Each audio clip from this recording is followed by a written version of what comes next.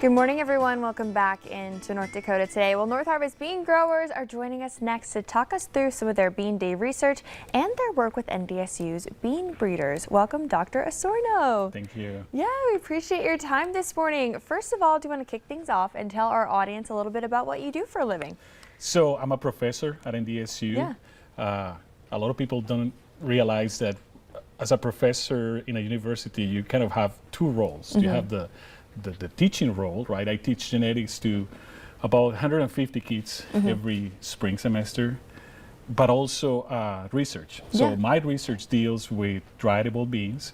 I'm in charge of the dry bean breeding program. So our goal is to develop better varieties for our farmers in North Dakota. As we know, North Dakota is the largest producer of dry edible beans in the country. 40% of the total U.S. production happens here, so it's an important crop for us. Yeah, absolutely. So how did you get hooked up with Northarvest bean growers?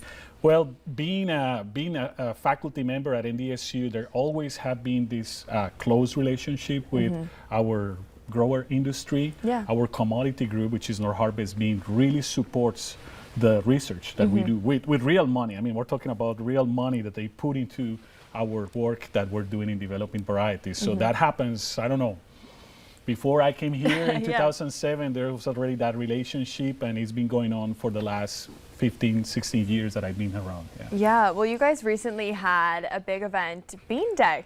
Yes, and I was just chatting with Jed Bracer, who is the communications director for Northarvest, and he told me it was the highest turnout. We had 415 people in person, plus another 400 online attending the session. So we had, in theory, you have 800 people attending the event. It's probably the most, I consider that the most important event for the bean industry, for the dry bean industry in the region. Yeah, absolutely. And we have a screen grab. I believe this is your presentation at Bean Day, correct? Yeah, correct. So they usually invite, well, I'm a usual speaker there again because of all the support and all the word that we get from them. So I think I've been a speaker since 2007 when I started on this job.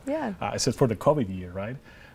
But they usually have a lineup of really good speakers across the day to, teach you about different things about bean production and bean industry.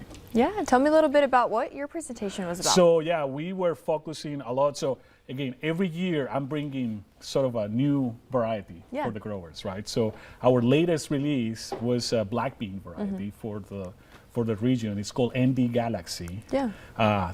Developing a variety takes between 7 and 10 years, so it's a long process, right? So usually I'm just showing them the last portion of the process, which is, okay, here it is, you have a good variety, go and grow it, higher seed yields, disease-resistant package that is important for our growers, good canning quality, so everybody likes to eat beans, so it's a good looking bean when you open the can, things like that. So yeah, we're pretty excited about it and see how the market goes with it. Yeah, absolutely. And you can watch that presentation in its entirety on YouTube too, which is exciting. If you were not included in that 800 people that were following along, you can go back and watch it. That is correct. So for each one of the speakers, there are videos on YouTube. All you have to do is you probably can put the links there, but if you just go to northarvestbean.org and you're gonna find a place where there is a link that takes you to all the talks given by the speakers. That happened last month, probably 3 or 4 weeks ago. So. Yeah. Okay. So what's your next big project? Well, I'm always chasing something. I was just chatting with someone.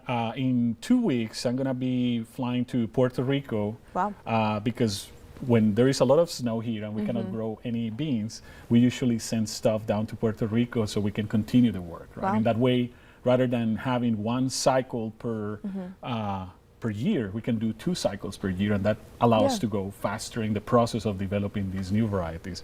Actually, Northarvest went last year with me, and they did this fantastic couple of videos that you can find also in the YouTube channel about the stuff that we do and how we do it, right? Which is really important. Well, amazing. I wish you the best of luck in your research, and thank you for joining us this morning. Thank you very much for your time. We appreciate it. Be sure to check out those YouTube videos as well. Sounds very educational. All right, everybody at home, stick around because coming up on today's show, we will be joined by John David Bernal.